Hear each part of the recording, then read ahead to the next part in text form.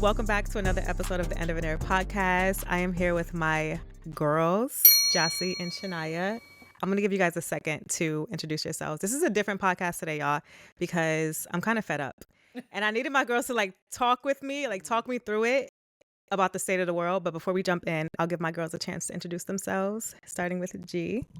Hi, I'm Gyasi. I am a social media director, content creator, homebody. Happy to be here. I am Shania Banton. Shania Banton. I'm a filmmaker, sonic soother, multi-hyphenate entrepreneur, bunch of things. All the things. Because my girls are talented. They don't just do one thing. They kind of do it all, which is like a testament of Black women in general. We don't wear one hat. We don't have one job. We do it all, and we do it very damn well. And that just brings me into our topic for today. I'm going to jump right in. I'm not going to go into highs and lows of the week because actually, we'll start off with highs and lows of the week. Yeah, do it. Okay. One high, one low. Run it up. Okay. Highs and lows of the week. I'll let my guests answer first. What's one high and one low you've experienced this week? Okay.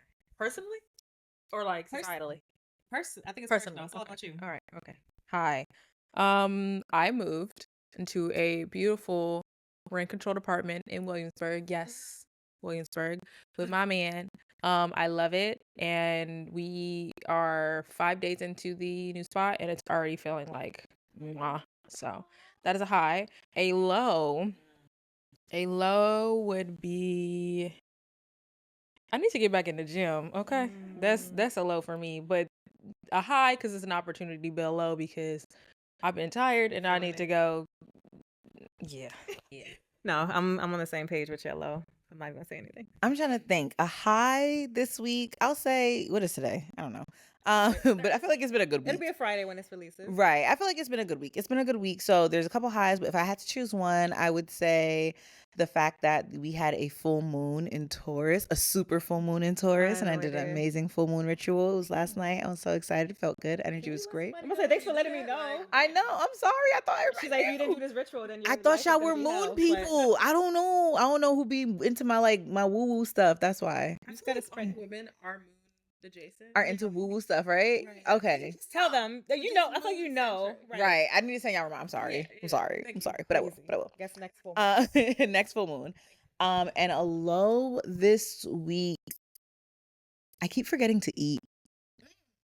And I'm mad at myself because I've been consistent in the gym, but it doesn't make sense to go to the gym if you're still not being nutritious. Yeah. And that's been my biggest downfall. I can't get my nutrition together. So I keep forgetting to eat. I haven't been eating until 9 o'clock at night. And then I don't even actually have a proper meal. So I'll eat some nerds. Some snacks. Literally. Some, nerds and water. Nerds and water. Yeah. Sorry, don't judge me. I'm an adult. quite the low. No, I'm just kidding. Okay, my high would be Mamdani won. Mamdani won the election. That's actually the big I don't like putting a lot of energy into politicians because they've always been built to disappoint. But I feel something with this man, and I don't know. I feel like the fact that he's a mayor who's younger than me, I'm kind of digging that. I'm like, all right, I kind of trust you a little bit more. He's 33. He just turned 34. He just turned 34. Right? It's kind of. I feel like by nature, if you're younger, you just. You get it. You get it. So I feel like he gets it in the same way that we get it, and he can relate. So I feel kind of comforted in that. Exactly. Yeah. And I would say my low is, being laid off, or being talk about it. I feel like I'm been over laid off this year. I'm like, damn. You've been played with. I've been played with this year. So that's my low for the week and also the year. And also that brings us into our topic for today. Yeah. We're going to jump right in because, it's a lot going on. Yes. So, ladies, you two are very close friends of mine. We all kind of exist in the creative space, the creative atmosphere. And we all know, the employment landscape is trash right now. It's utter trash. Yeah.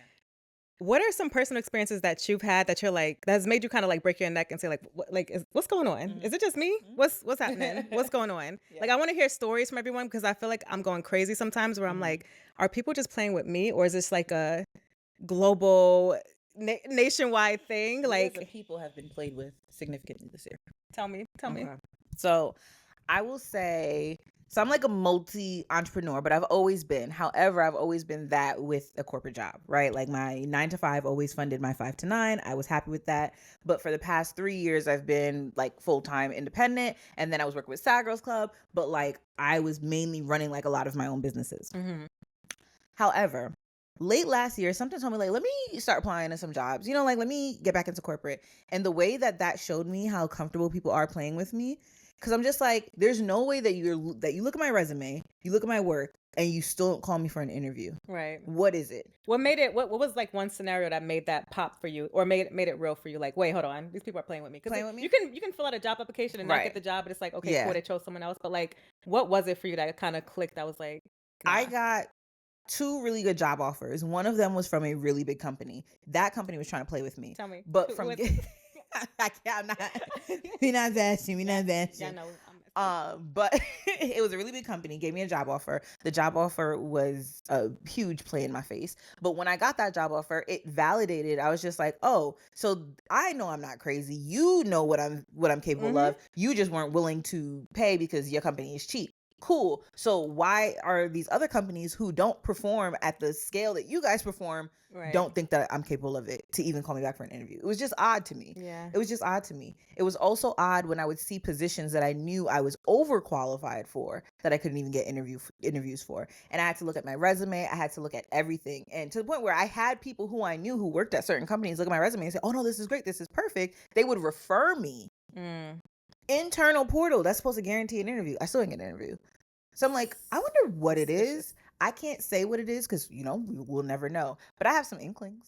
How about you, G? Anything you've experienced this year that's been like they playing with me and I want it to stop? Yeah. I've signed NDA, so I can't say too much. What I will say is, I feel like the landscape. Well, I can only speak for editorial because I've been the editorial director, social media director for a couple different companies. So I can only speak for that landscape. But I feel like people are stretched thin from the top down, and they enjoy shitting on people because it's like they're getting that somewhere else. So I try to think like, if someone's shitting on me, your life must be hell. Yeah. It must be so bad because I've been in places where like the expectations are out of control. Like, you're not giving me extra money, or I'm working on weekends and you're still not satisfied with KPIs, and I'm just like, well, what do you really want? Because like I'm here, I'm hitting all the benchmarks and you're still not happy, and I'm telling you I'm overexhausted, and I'm telling you I'm underpaid, and I'm telling you all these things, and you're like, oh yeah, we're gonna work it out. Radio silence. So I feel like it's not, I try to remove myself from it being personal and let it just be that the environments that we're in are really. And this ties back to the political landscape. I think that the environments that we're in are breaking down because they're supposed to, because they don't work. They're not meant for human beings. They're not sustainable. So, I feel like people play where they can play and where you allow them to play, because, girl, anyway, I try not to keep my NDA together.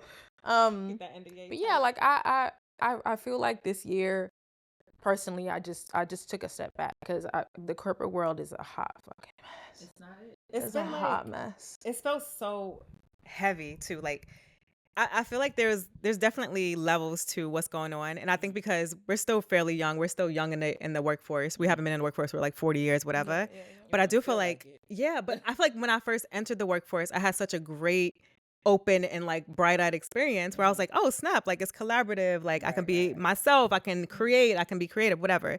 And then that was what it was. And then you had like COVID-19 happened, the pandemic happened, and then all these brands and companies were pouring into Black people or BLM or anything that was like Black. Let me support it. And I think in my mind, I was tricked, or like actually tricked, bamboozled, because I was the most successful so far. I'm going to be more successful than I've ever been in the future. But so far during the pandemic, during the time where it was like the hardest time for so many people, where I was like, if I can get through this, like it's up. Right. And now it feels like I've built up such an incredible resume. I have the experience, I have the credentials, and now it's like kind of being ripped up from under us. And I don't know how to combat the feelings of it. And I don't think that being silent about it is going to help move things forward either. Like I feel like we're always so protective, not us, but like Black people in general, of like the man. Like, no, don't say that, or like we can't talk about our salaries. They don't want us to, and I don't want this to be another version of this in our generation. You understand? Yeah. So like I understand. I don't want to disrespect anybody's NDAs, but I'm gonna speak about my experience. Just a couple experiences that have really just rubbed me the wrong way this year, and I'm not under an NDA, so I will speak on it. And if anybody has an issue, then you just don't hire me again. Whatever. My email. You fired me anyway. So I don't know if you guys know, probably do, but I launched the first mental health column for Teen Vogue, and I was let go, laid off, furloughed, whatever, not even furloughed, let go without any kind of notice, which is, I feel like it's unheard of in any job field. Yeah. Like they ghosted you? Ghosted. So I had my own column, and I would basically, maybe 2 weeks before the next month or 3 weeks before, I would pitch a different topic. Like, hey, I'm seeing this happening in the news. Can we talk about this? This is happening in the queer community. Can I talk about this? I was definitely putting out content that was a lot more watered down than I wanted to anyway. And I was like, fine, as long as I can get the messaging out, like I'll do it. I'll be that pillar for people.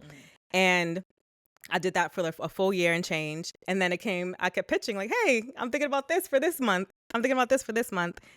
Nothing. Like nothing. And I feel like it's one thing if you're like, you're fired. Cool, just tell me I'm fired. Right. But to live in this ambiguity is so, it's like disheartening, but it's also insulting, disrespectful, unprofessional at that level, and it makes me not want to do it again. And previously, before I knew you, I knew you, but like I also had a column in Vice magazine. Okay.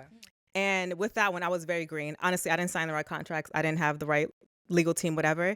And I curated a piece for Vice and then broadly picked it up, and I was getting paid a little bit. But I had like big models being a part of it, big writers for Netflix being a part of this column. And it was similar to what I did at Teen Vogue. But I was like, no, now that I'm at Teen Vogue, I know exactly what I need to do. Right. I'm going to cross my T's, dot my I's. I know exactly what I'm going to do.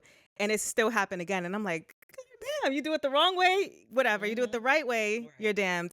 And I'm just like, what do we need to do to like get back to a place where we have that at least respect of, if I'm fired, just tell me I'm fired. Like that's bare minimum. Well, like let me know. I will say this is just something that popped in my brain. Please make sure that you download all of the work that you did, because my first job was at Mass Appeal. It was this magazine. Oh, Mass Appeal? Yes. I was interning for them, and then I started working for them, and I wrote so many articles for that damn magazine, y'all. SZA's first mixtape, I interviewed her.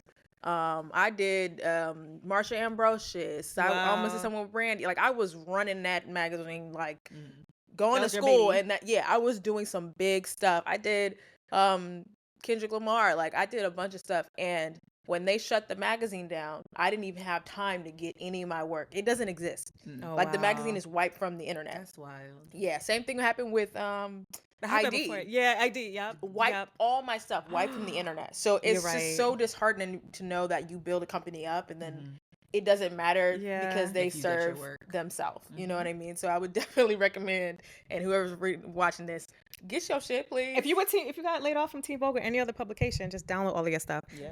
And I'm very green to like writing in general. Like this is something I was using to challenge myself and to talk to my community. So this isn't my lane. So maybe other people have their stuff downloaded, but that is definitely a good tip because I would not have done that. So I'm going to do that tonight. I have a tip for the future.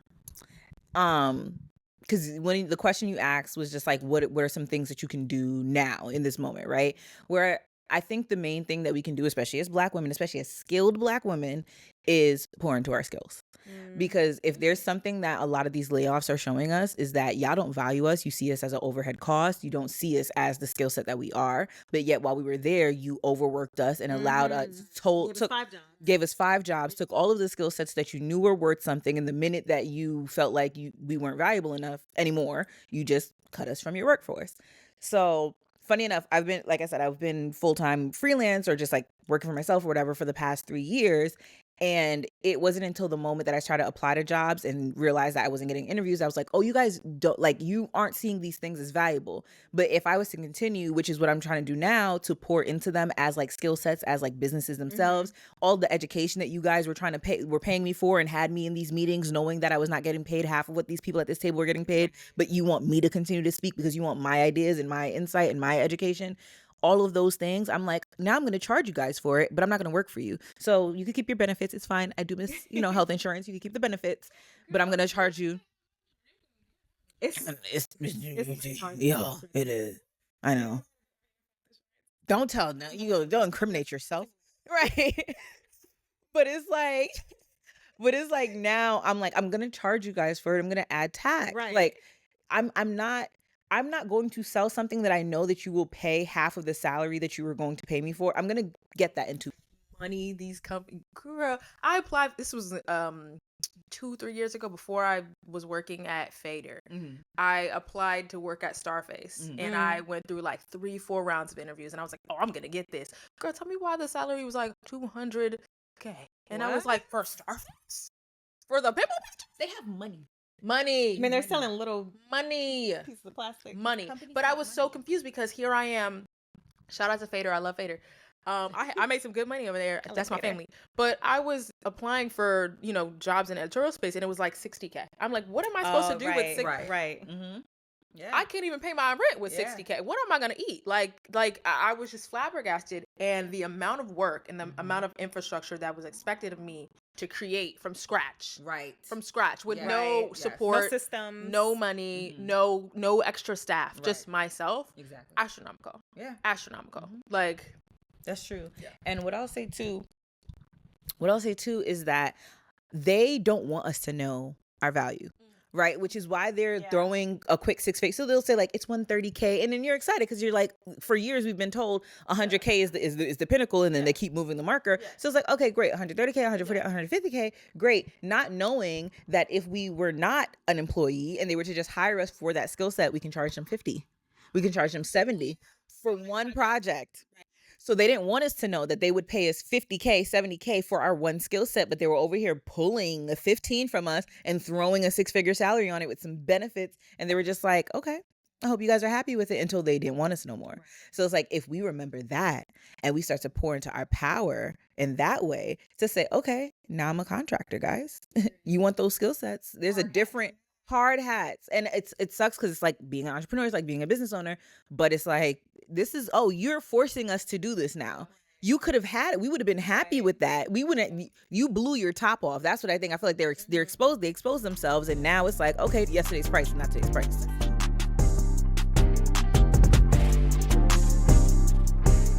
I went to an event this week, and it was a live podcast. Shout out to Cool Moms podcast, hosted by Elyse. I love an Elyse. But she was interviewing Alana from Broad City. And they were having a conversation about like, it was just a conversation about motherhood. But she asked Alana, like, when did you gain your first Black friend? And she's like, I asked you this because Black people enhance everyone's life experiences. And I was like, oh, I never thought of it like that. Like when we're not in a space, you feel it.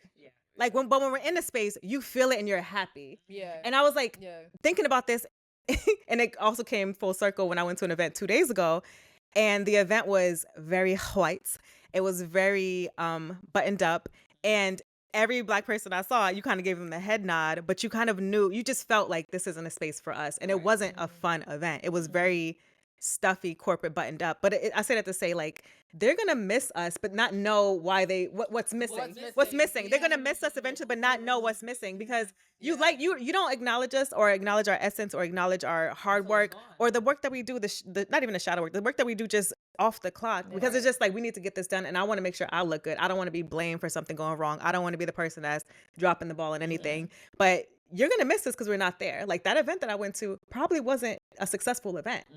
I don't think any Black people were around putting that together, and you can tell our essence and our magic. And I do feel like that's the beauty of being us and who we are and our skill sets. But what do you think it'll take for us to get to a place where we don't have to fight for, I don't want to say equality, but because I feel like we were moving up a ladder, and now it feels like we're going like spiking straight down into it, like straight down into the ground. But how do we get out of this space as entrepreneurs, as content creators, whatever we do a lot of things. How do you think we pull ourselves out of this realm? I feel like we were falsely moving up the ladder. And you know what I mean? Yeah. So I think they wanted to make, so I don't know if this is going to get flagged, but they were like H&D'ing us. Like, here, Oh, yeah, nigga, damn. Yeah, like, if you black, you H&D. What's this? What I'm saying? H&D, right? They were doing that. You know what I'm trying to say? Like, they were doing that. Like, you see what I'm trying to, they're like, okay, we'll throw you a bone. They threw us a bone. We're excited for the bone because we ain't never see this bone before. We never, it wasn't even see the bone before, right? It was the amount of bones and where the bones was coming from. We were like, wait, somebody let this type of bone in the, how'd this bone get in here? I want that bone, you know? And it was like a bunch of bones, so it felt good. Like, I know, bones. This is like bones everywhere. So you get excited, but to them, those were their leftover bones, right? Those the bones they finished chewing on. Wasn't they giving us the scraps that we made soul food? Right. Talk about it. Talk about it. In this day and age, those scraps look shiny, right? So it's like we're excited for the scraps because we ain't never. It's in a different context, and they have to. The thing is too is because they had to serve it to us different, right? They were giving us the scraps, but they would put it in like good Tupperware. Yeah, they gave us the glass Tupperware with the scraps, but it was still scraps inside. You see what I'm trying to say? Which is why like we were getting stuff, but like how many of us, and this was talked about frequently, were actually at the table. When they did put us at the table, where did they put us? DE and I.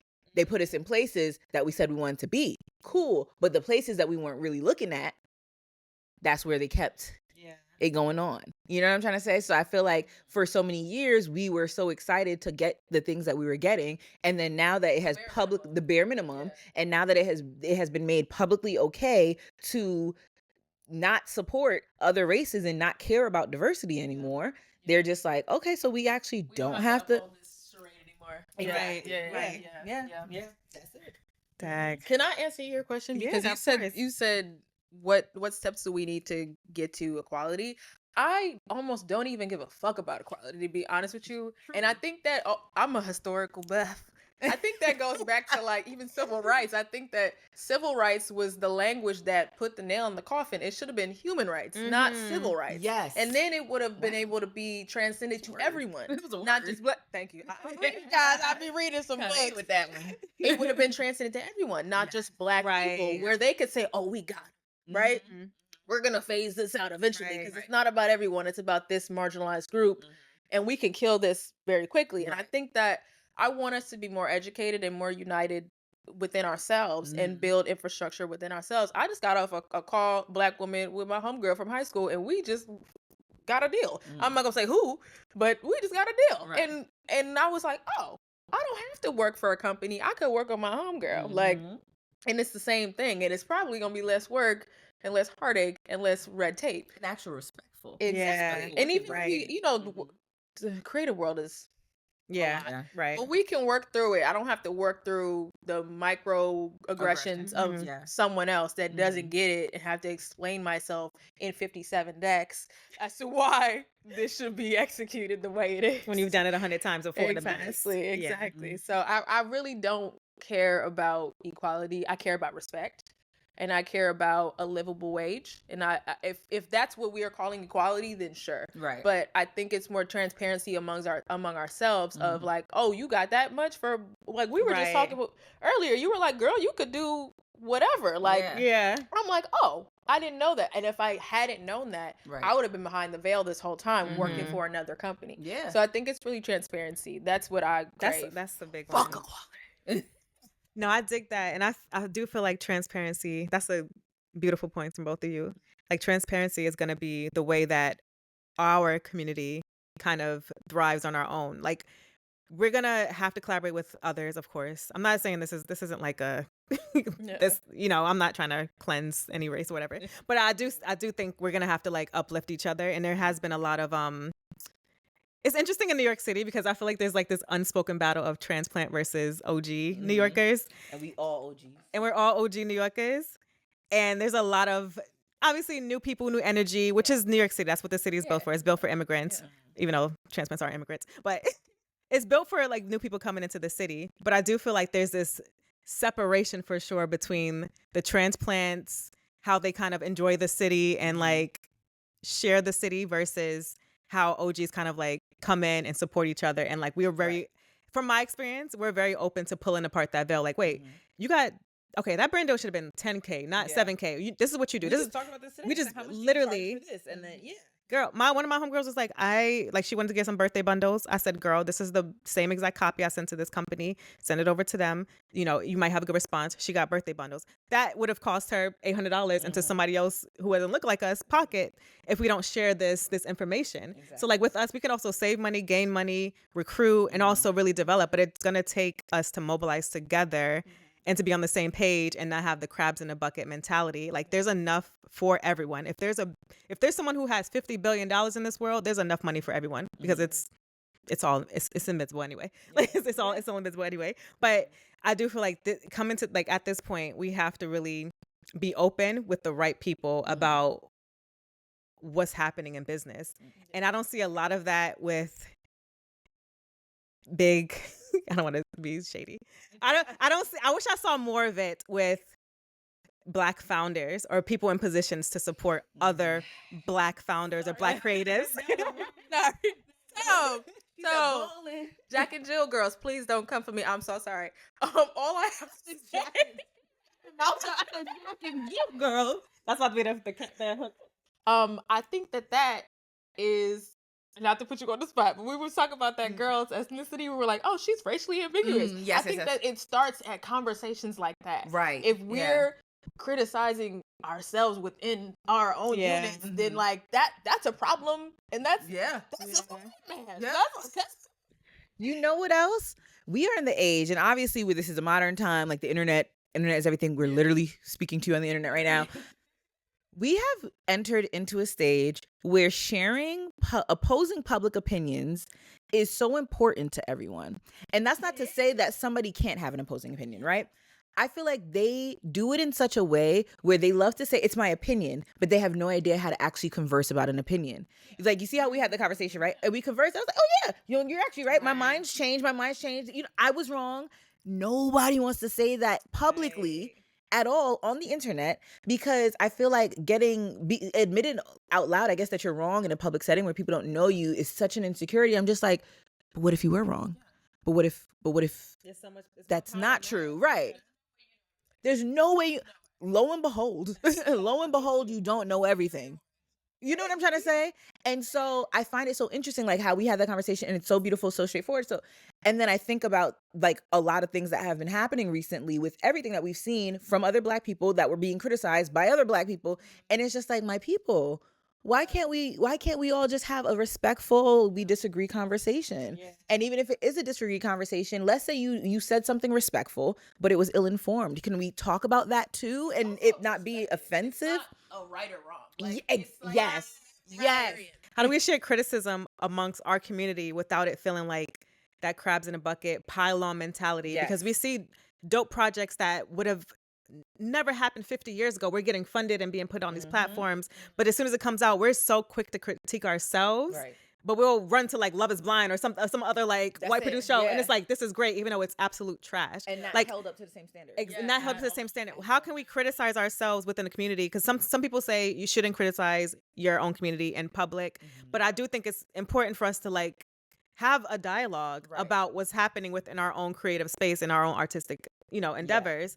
But how do we do that in a way that's like respectful and moderate, I think people have to stop seeking the clout, because let's say, for example, right, you see one person tweet, it goes viral, everybody's gonna copy and paste it and tweet it 3 other times, or let's say threads it, whatever, 4 other times, and then I look at those 4 other people, and in my mind I'm like, so I know you saw this somewhere else. Like, I know you saw this somewhere else. Yours came out 19 hours after that one. Like, you saw this conversation and you just decided to take a tidbit and double up on it. Why? Just go back to that person's thread and engage. If you want to actually have the conversation, engage with them.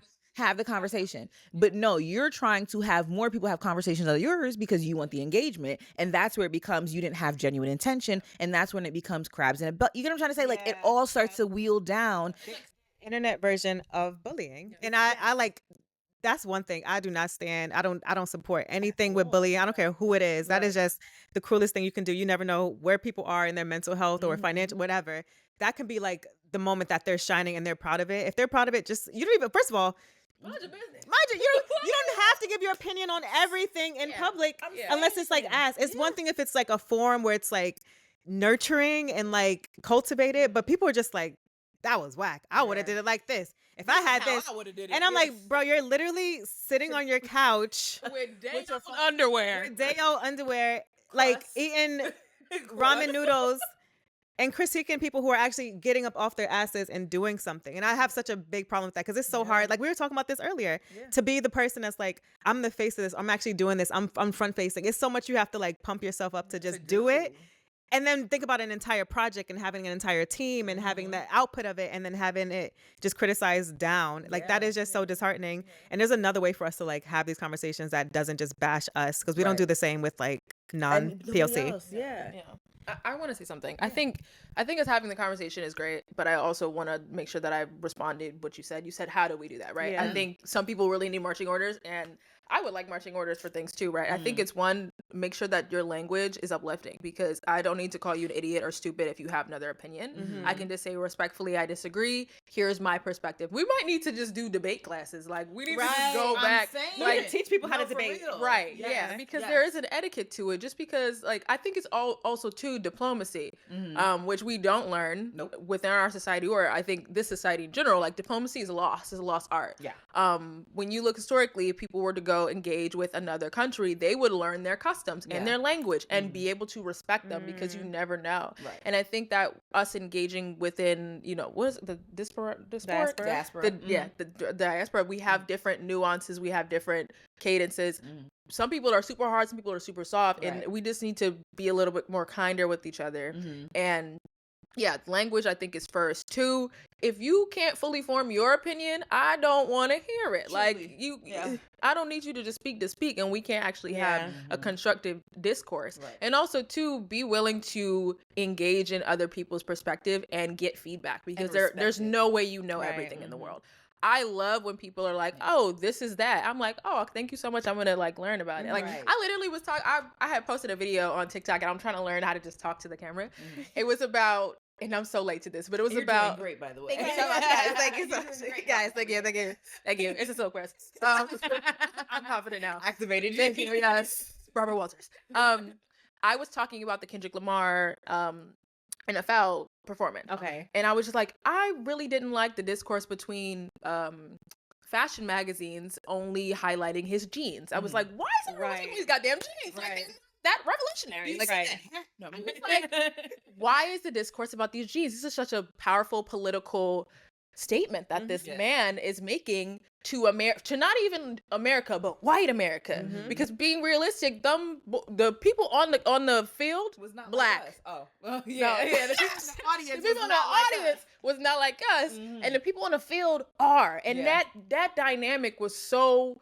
Like, I was like, wow, I'm watching poetry in real time. Right. This moment is so much more than the goddamn jeans that this man has on. And someone was like, because they're fashion magazines. And I was like, like my eye was twitching. I'm like, I still need to hold fashion magazines accountable for having good discourse. Like, I think we can be a little bit more nuanced. Who are you feeding? Right. I'm like, this is, I love you, but we could talk about this. And looking past the depth. Yeah. It's like the depth was level. just, oh my God. Level. So I'm like, people are beating me up in the comments like, yeah, girl, it's a magazine. I'm like, oh, y'all are not ready for this conversation because you're like, it's lost on you. So like, yeah, I'm not with the internet bullying. If you don't got nothing to say, shut the hell up. Please. Please. Yeah. Listen. And don't start a podcast. Wait, before you even, to answer that question too, and not because you are a mental health girl, people need therapy. OD. And to get off the internet. Some people's therapy is the internet. Because it's Chat GPT.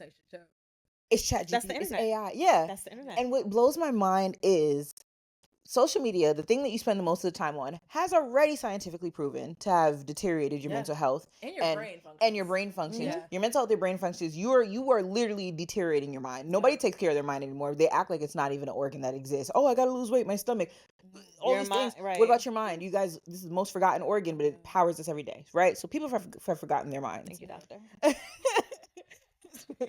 Losing their minds, literally. So it's like you're literally losing your mind, and you don't think that you need to go to a doctor to see it, but when you have a stomach ache, you do. No. But when you have all these other things, you do. And nobody's going to see a professional because let's say you don't want to go to a psychologist. Fine. At least go to a therapist who can literally just help you understand your mind and why you behave a certain way instead of just blaming everybody else for everything else in life. That's a very, very healed perspective for you to be like, it's Yes. not everyone else's fault. Because I think most people live in a space, and it's acceptable to live in a space where I can blame it on someone else, right? I think we always are like, someone shat in my mouth, I'm gonna shit in your mouth. Like that's like, that's like the bedrock of politics. You know what I mean? That's like literally how it is. It's just like, well, I'm eating shit. But Why that's can't you? on a national global stage is acceptable now. So I think that there's no real examples of what leadership, of what courtesy and honesty and all these things. He's like the things we grew up. Remember there used to be signs in your like gym that was like polite, like you know what I mean, like they whale jumping over the facing. Right. And like we don't have that. So I think like I don't fully blame the internet, but I do blame society because at some point it's like we're the adult. We have to raise people. Like I don't want to raise nobody. Well, I have to, so I need y'all to get it together.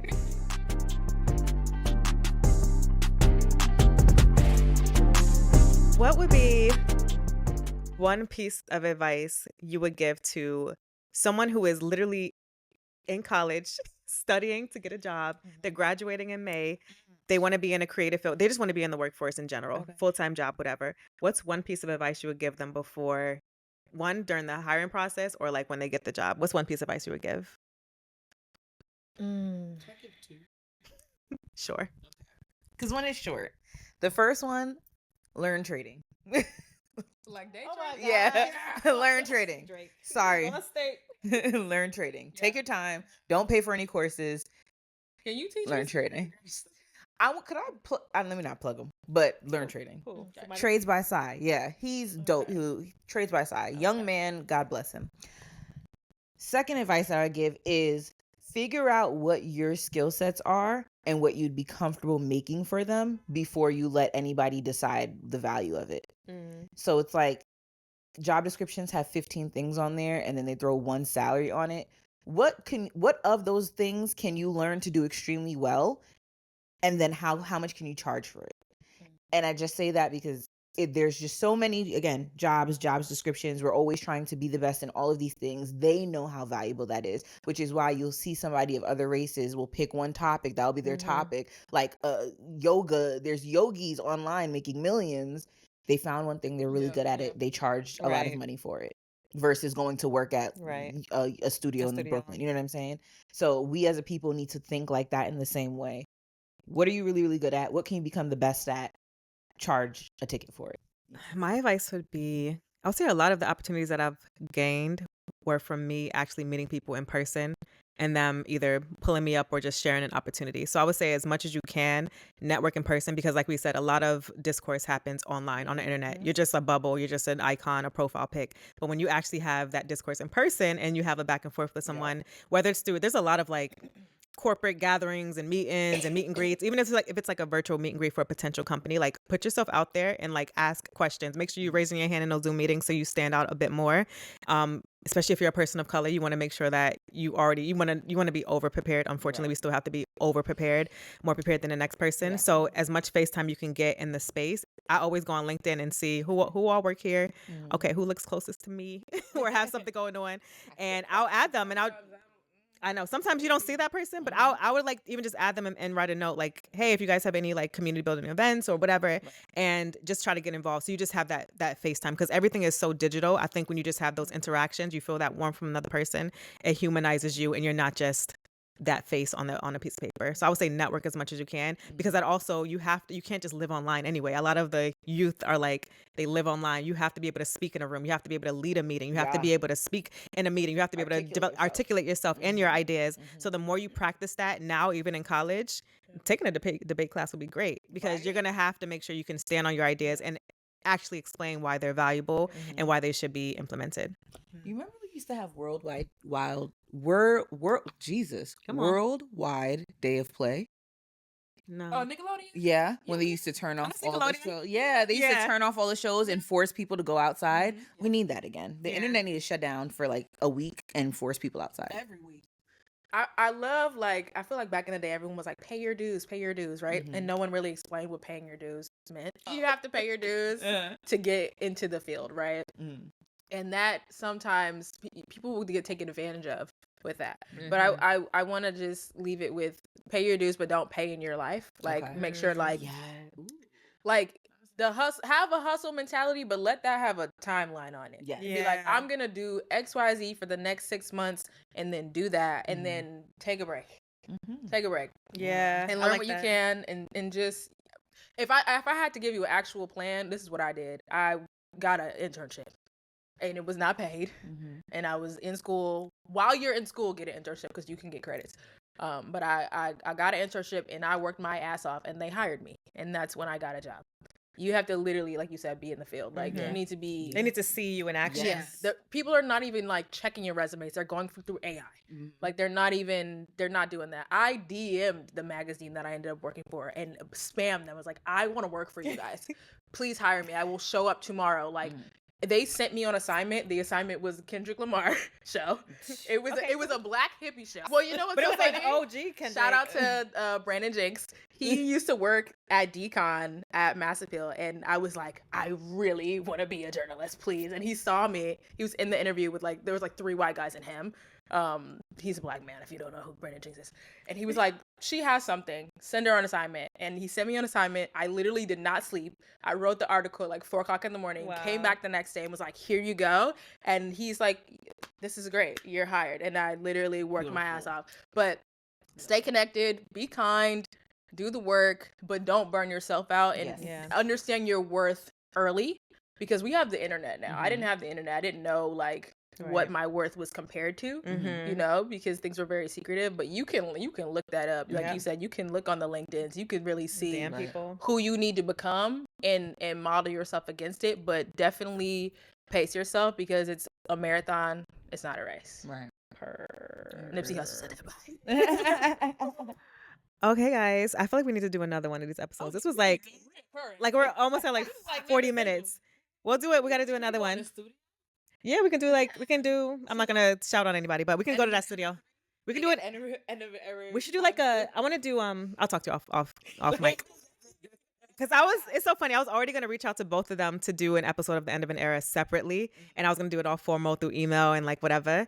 And then they just end up being here. You would have deleted your email and did that. Like, what the heck? Yes. It's the Capricorn in me. But you'll see more of them. Thank y'all so much for joining us on today's episode of The End of an Era podcast. We got Shania, Gyasi, and I'm your host, Elyse Fox. Thank you for tapping in with us. Leave us any comments, questions. Actually, submit a Q&A. If you have any questions, I'm going to put our Q&A form in the description. So if you got any questions about entering entrepreneurship or any questions for just this segment in general or comments, please submit it through there. We'll be happy to help or support in any way that you can, because we want to help y'all out. We want to make sure everybody's good. And if you're ending an era, you can come into the next era stronger, better, and more equipped than ever. Thanks for tapping in, and comment, subscribe, and talk to y'all soon. Later.